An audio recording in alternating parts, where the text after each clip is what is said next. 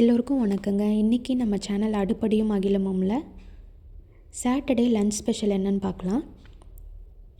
இன்றைக்கி வீட்டில் கொள்ளு சட்னியும் கத்திரிக்காய் ஃப்ரையும் பண்ணியிருக்கோங்க. சாட்டர்டேனாலே மோஸ்ட்லி வீட்டில் இந்த கொள்ளு சட்னி கத்திரிக்காய் செஞ்சுருவோம். இதில் நம்ம நல்லா நெய் இல்லை நல்லெண்ணெய் சேர்த்து சாப்பிட்டிங்கன்னா ரொம்ப டேஸ்டியாக இருக்கும்.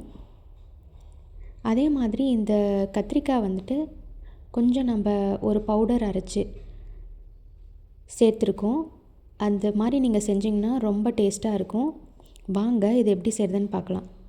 ஃபஸ்ட்டு என்ன பண்ணணுன்னா கொள்ளு வேக வச்சு எடுத்துக்கணுங்க. ஒரு 5 விசில் குக்கரில் வச்சு இந்த மாதிரி வேக வச்சு எடுத்துக்கோங்க. இப்போ ஒரு சின்ன கடாயில் எண்ணெய் விட்டு கொஞ்சம் சின்ன வெங்காயம், ஒரு 4-5 பல் பூண்டு சேர்த்துக்கோங்க.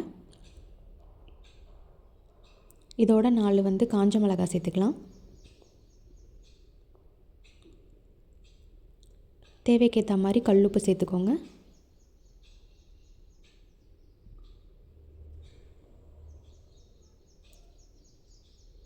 இதோட ஒரே ஒரு தக்காளி குட்டி குட்டியாக கட் பண்ணி வச்சுருக்கோம், அது இதோட சேர்த்துப்போம்.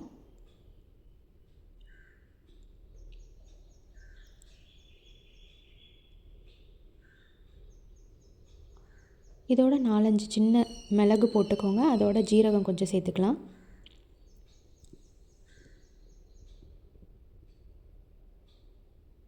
சேர்த்து இதை நல்லா வதக்குங்க. வதங்கி இந்த ஸ்டேஜில் வந்தோடனே நம்ம வேக வச்சுருக்கோம் இல்லையா, அந்த கொள்ளோட இதையும் சேர்த்து அரைச்சிங்கன்னா நம்மளோட சட்னி ரெடி. அரைக்கிறதுக்கு முன்னாடி நம்ம கொத்தமல்லி கருவேப்பிலை கொஞ்சம் சேர்த்துக்கிட்டிங்கன்னா டேஸ்ட் ரொம்ப நல்லாயிருக்கும்.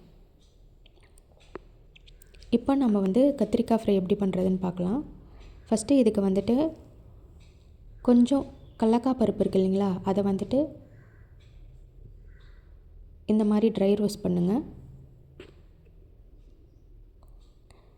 அதோட கடலைப்பருப்பு, உளுந்தம்பருப்பு, கருவேப்பிலை, காஞ்ச மிளகாய் சேர்த்துருக்கோம். இதெல்லாம் நல்லா ட்ரை ரோஸ்ட் பண்ணி எடுத்துக்கணும். இப்போ ஒரு பேனில் லைட்டாக எண்ணெய் விட்டுக்கோங்க.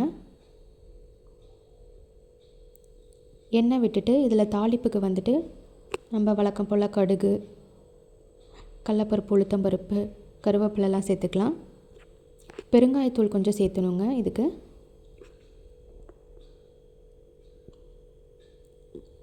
இப்போ இதில் ஒரு பெரிய வெங்காயமும் ஒரு தக்காளியும் சேர்த்துக்கலாம்.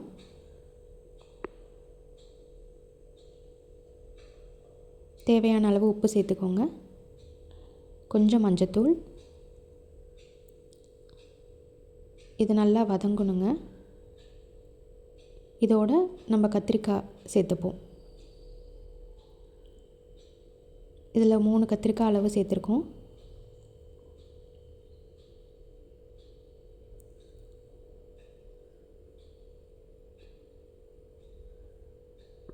இதோட ஒரு 4 பல் பூண்டும் சேர்த்துக்கோங்க. இது ரொம்ப வாசமாக இருக்கும், நல்லாயிருக்கும். கத்திரிக்காய் நல்லா இந்த பதத்துக்கு வெந்தப்புறம் நம்ம அரைச்சி வச்சுருக்கோம் இல்லைங்களா, ட்ரை ரோஸ்ட் பண்ணி அந்த பொடியை இதில் சேர்த்துக்கோங்க. சேர்த்து இதை நல்லா ஃப்ரை பண்ணுங்கள்.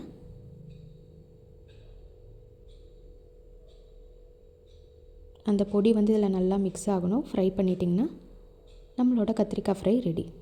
இது எல்லோரும் ட்ரை பண்ணி பாருங்கள். நன்றி.